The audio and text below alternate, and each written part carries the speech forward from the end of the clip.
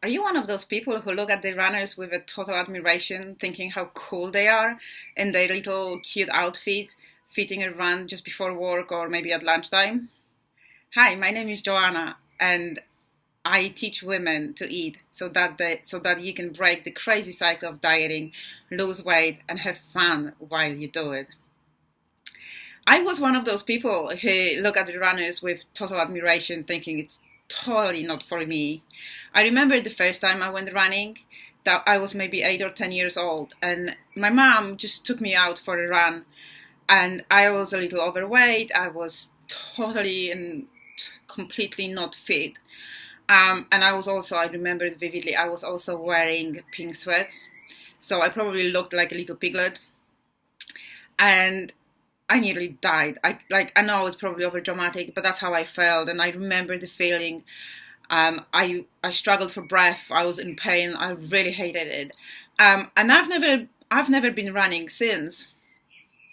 And for 20, 30 years, I thought, no, running is just not for me. I can't do it. It's too hard. And then I got inspiration actually from my little sister, who's been consistently running a few times a week. So I just went one day. I just laced up my trainers one day and went for a run. And I didn't hate it. And I didn't die. So I went again in a couple of days' time. And then again and again and again. And suddenly, 6 months down the line, I do run regularly. I try to do it, at least 3 times a week. If my week gets really busy, I stick to weekends and I just make the most out of it. And I often get asked, how do I do it? How do I find motivation to do it? What are my tips to go running? So that's exactly what I'm going to share with you today. And I also wanted to tell you that motivation is overrated. So don't wait to feel motivated. Just go for a run. So my tip number one says exactly this. It starts with a decision.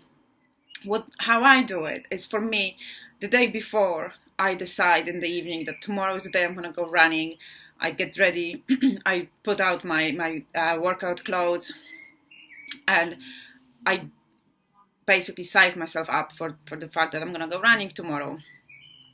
And that links in with tip number two, which is plan for success. Because when I make that decision, as I said earlier, I already plan my outfit, I have my clothes ready, and I also think about the route I'm gonna run, so that when I get up in the morning, I put my clothes on, I just get out of the house, I do some stretches and some warm up, obviously, before I go, but I don't have to think too much. I don't give myself time to maybe talk myself out of going for a run because, I don't know, maybe the weather is not great or I don't really feel like it. I don't even consider whether I feel motivated or whether I feel like going for a run. I have my route pre-planned, I've got my clothes ready, get out, get up and go. My tip number three is get yourself some music. I used to do silent runs, meaning I ran without the music, and I used to think that worked better for me and probably that it was cooler, but in actual fact, I then started running with the music and I find it's much better. It gives me the rhythm, it keeps me motivated, it keeps me interested as well, because otherwise I think it gets a bit boring and a bit lonely. And I know a lot of people listen to podcasts or lectures, so if that works for you, by all means go and do it. I find it's a bit too much for me. Personally, I prefer to have that half an hour, 40 minutes as my quiet time, as my thinking time. I get my best ideas for content for you as well while I go running. And again, I don't overcomplicate it. I don't spend hours compiling my playlist, although you're more than welcome to do it, obviously.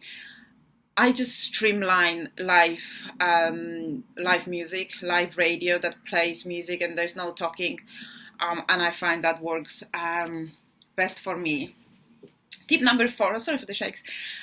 Tip number four, let's talk about a little bit of investment. And again, I'm not the person who throws a lot of money on a hobby or anything like that. And it's same with running. I've not bought the latest device to track my tempo or distance or anything. I just use an app on the phone.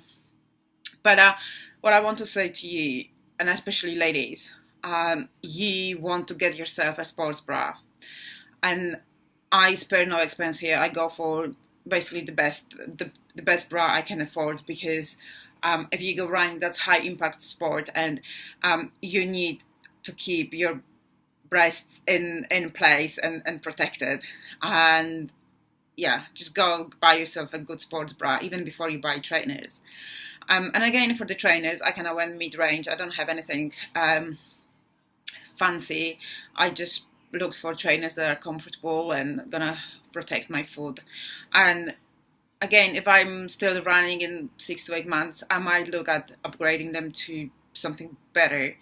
But for now, it's just enough. It's perfect. So don't think you have to spend a lot of money. Don't think you have to have the latest outfit or the latest trainers. You really don't. You just have to, have a pair of trainers, a decent sport bra, and you're good to go.